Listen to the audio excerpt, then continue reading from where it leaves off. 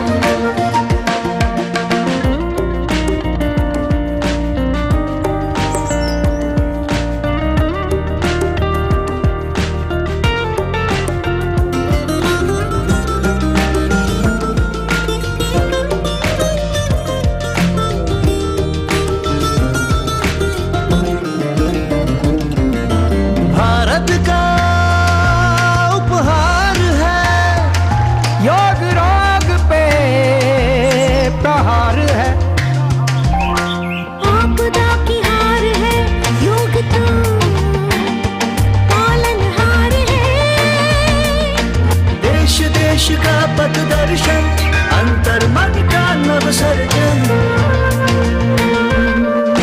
विश्व एक परिवार ने योग को किया है वंदन। विश्व एक परिवार ने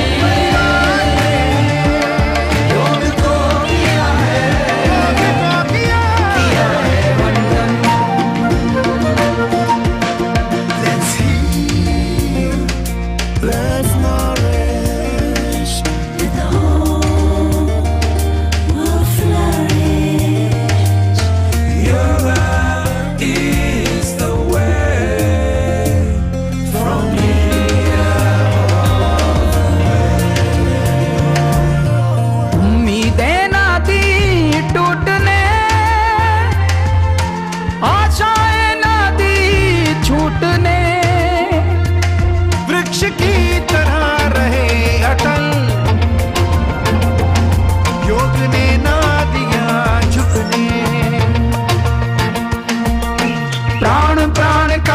बंधन, जीव जीव में स्पंदन। विश्व एक परिवार ने योग को किया है वंदन। विश्व एक परिवार ने योग को किया है वंदन।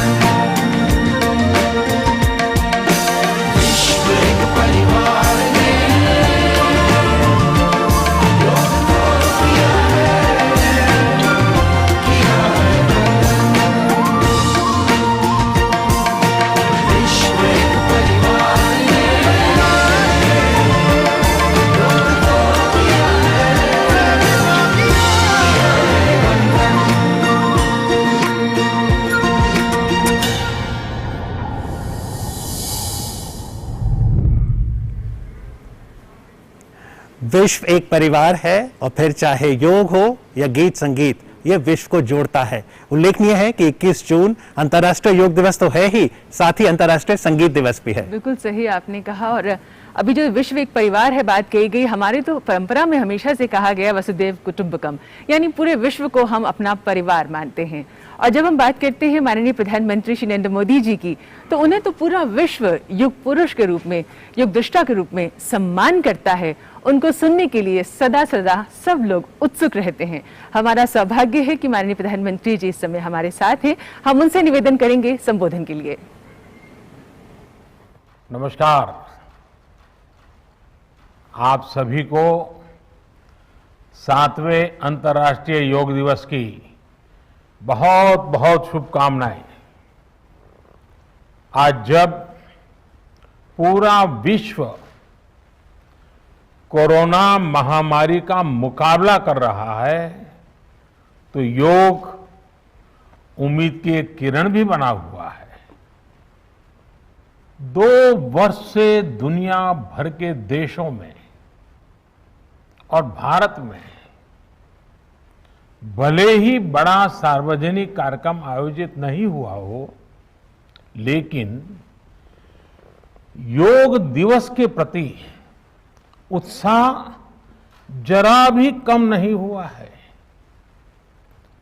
कोरोना के बावजूद इस बार की योग दिवस की थीम योगा फॉर वेलनेस ने करोड़ों लोगों में योग के प्रति उत्साह को और भी बढ़ाया है। मैं आज योग दिवस पर यह कामना करता हूं कि हर देश, हर समाज और हर व्यक्ति स्वस्थ हो। सब एक साथ मिलकर एक दूसरे की ताकत बने। साथियों, हमारे ऋषियों मुनियों ने योग के लिए समत्वम योग उच्यते ये परिभाषा दी थी। उन्होंने सुख दुख में समान रहने,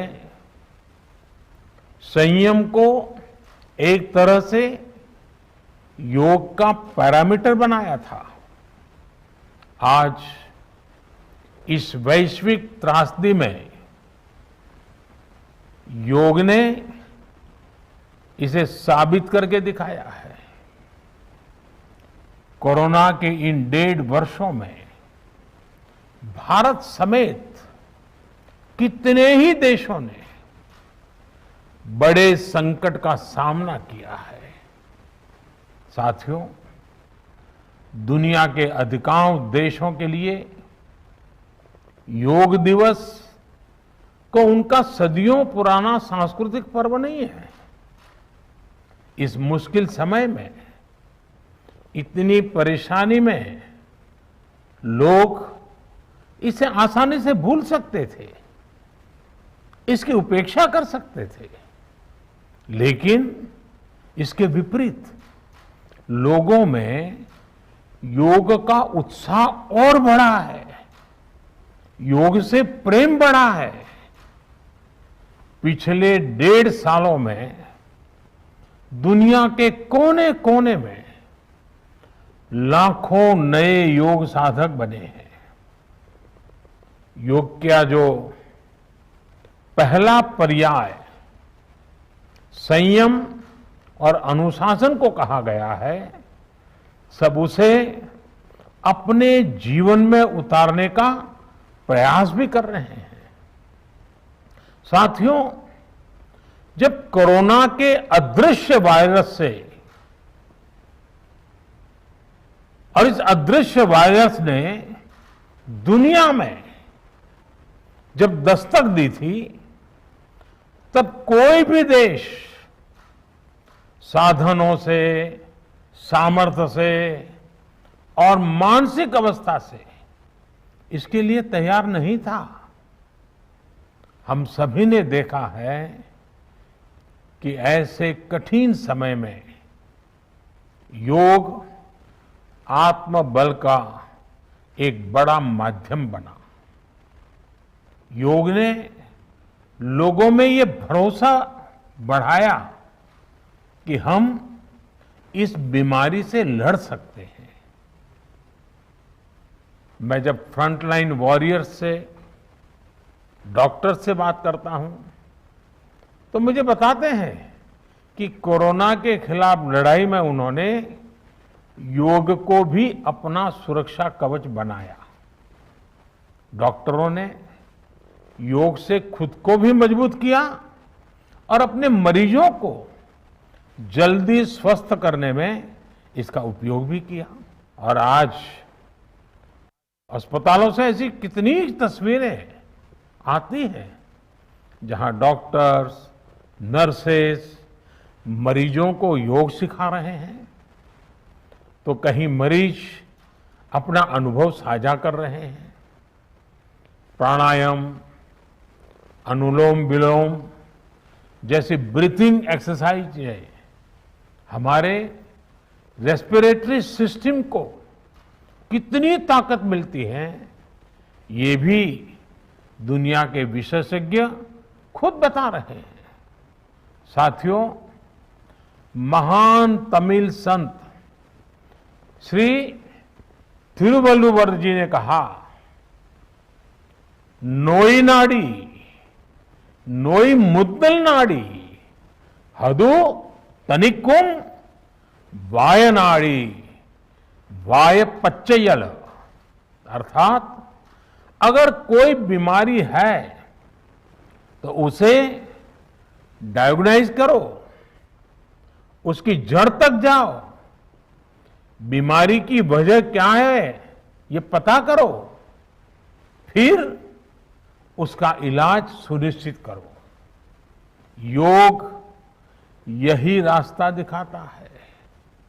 आज मेडिकल साइंस भी उपचार के साथ साथ हीलिंग पर भी उतना ही बल देता है और योग हीलिंग प्रोसेस में उपकारक है।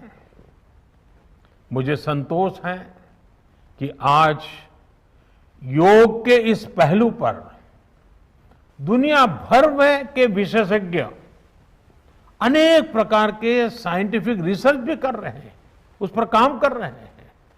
साथियों, कोरोना काल में योग से हमारे शरीर को होने वाले फायदों पर, हमारी इम्यूनिटी पर पड़ने वाले सकारात्मक प्रभावों पर कई स्टडीज हो रही है। आजकल हम देखते हैं कई स्कूलों में ऑनलाइन क्लासेस की शुरुआत में 10-15 मिनट बच्चों को योग प्राणायाम कराया जा रहा है। ये कोरोना से मुकाबले के लिए भी बच्चों की शारीरिक रूप में तैयारी कर रहा है। साथियों, भारत के ऋषियों ने हमें सिखाया है, व्यायामात लभते स्वास्थ्यम, दीर्घ आयुषम बलम सुखम, आरोग्यम परमम भाग्यम, स्वास्थ्यम सर्वार्थ साधनम। अर्थात योग व्यायाम से हमें अच्छा स्वास्थ्य मिलता है, सामर्थ्य मिलता है और लंबा सुखी जीवन मिलता है। हमारे लिए स्वास्थ्य ही सबसे बड़ा भाग्य है और अच्छा स्वास्थ्य ही सभी सफलताओं का माध्यम है। भारत के ऋषियों ने, भारत ने जब भी स्वास्थ्य की बात की है तो इसका मतलब केवल शारीरिक स्वास्थ्य नहीं रहा है। इसलिए योग में फिजिकल हेल्थ के साथ साथ मेंटल हेल्थ पर इतना जोर दिया गया है। जब हम प्राणायाम करते हैं, ध्यान करते हैं, दूसरी यौगिक क्रियाएं करते हैं, तो हम अपनी अंतर चेतना को अनुभव करते हैं। योग से हमें ये अनुभव होता है कि हमारी विचार शक्ति, हमारा आंतरिक सामर्थ्य इतना ज्यादा है कि दुनिया की कोई परेशानी, कोई भी नेगेटिविटी हमें तोड़ नहीं सकती। योग हमें स्ट्रेस से स्ट्रेंथ की ओर और नेगेटिविटी से क्रिएटिविटी का रास्ता दिखाता है। योग हमें अवसाद से उमंग और प्रमाद से प्रसाद तक ले जाता है। Friends, yoga tells us that so many problems might be out there, but we have infinite solutions within ourselves. We are the biggest source of energy in our universe. We do not realize this energy because of the many divisions that exist. At times, the lives of people exist in silos. These divisions reflect in the overall personality as well. The shift from silo to union is yoga. A proven way to experience a realization of oneness is yoga. I am reminded of the words of the great Gurudev Tagore, who said, and I quote, "The meaning of our self is not to be found in its separateness from God and others, but in the ceaseless realization of yoga of union," unquote. The mantra of Vasudhaiv Kutumbakam, which India has followed since ages, is now finding global acceptance. We all are praying for each other's well-being. If there are threats to humanity, yoga often gives us a way of holistic health. Yoga also gives us a happier way of life. I'm sure yoga will continue playing its preventive as well as positive role in healthcare of masses. साथियों, जब भारत ने United Nations में अंतर्राष्ट्रीय योग दिवस का प्रस्ताव रखा था, तो उसके पीछे यही भावना थी कि योग विज्ञान पूरे विश्व के लिए सुलभ हो। आज इस दिशा में भारत ने यूनाइटेड नेशंस WHO के साथ मिलकर एक और महत्वपूर्ण कदम उठाया है। अब विश्व को एम योगा ऐप की शक्ति मिलने जा रही है।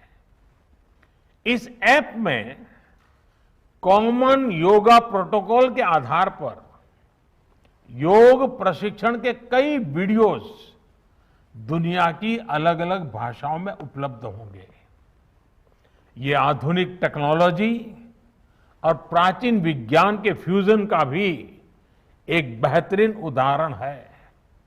मुझे पूरा विश्वास है एम योगा ऐप योग का विस्तार दुनिया भर में करने और वन वर्ल्ड वन हेल्थ के प्रयासों को सफल बनाने में बड़ी भूमिका निभाएगा।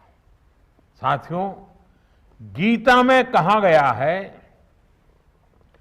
तम विद्या दुख संयोग वियोगम योग संगीतम, अर्थात दुखों से वियोग को, मुक्ति को ही योग कहते हैं। सबको साथ लेकर चलने वाली मानवता की ये योग यात्रा हमें ऐसे ही अनवरत आगे बढ़ानी है। चाहे कोई भी स्थान हो, कोई भी परिस्थिति हो, कोई भी आयु हो, हर एक के लिए योग के पास कोई न कोई समाधान जरूर है। आज विश्व में योग के प्रति जिज्ञासा रखने वालों की संख्या बहुत बढ़ रही है। देश विदेश में योग प्रतिष्ठानों की संख्या में भी वृद्धि हो रही है। ऐसे में योग का जो मूलभूत तत्व ज्ञान है, मूलभूत सिद्धांत है, उसको कायम रखते हुए योग जन जन तक पहुंचे, अविरत पहुंचे, निरंतर पहुंचे, ये कार्य आवश्यक है। और ये कार्य योग से जुड़े लोगों को, योग के आचार्यों को, योग के प्रचारकों को साथ मिलकर करना चाहिए। हमें खुद भी योग का संकल्प लेना है और अपनों को भी इस संकल्प से जोड़ना है। योग से सहयोग तक का ये मंत्र हमें एक नए भविष्य का मार्ग दिखाएगा, मानवता को सशक्त करेगा। इन्हीं शुभकामनाओं के साथ आज अंतर्राष्ट्रीय योग दिवस पर पूरी मानव जात को, आप सभी को बहुत बहुत शुभकामनाएं, बहुत बहुत धन्यवाद।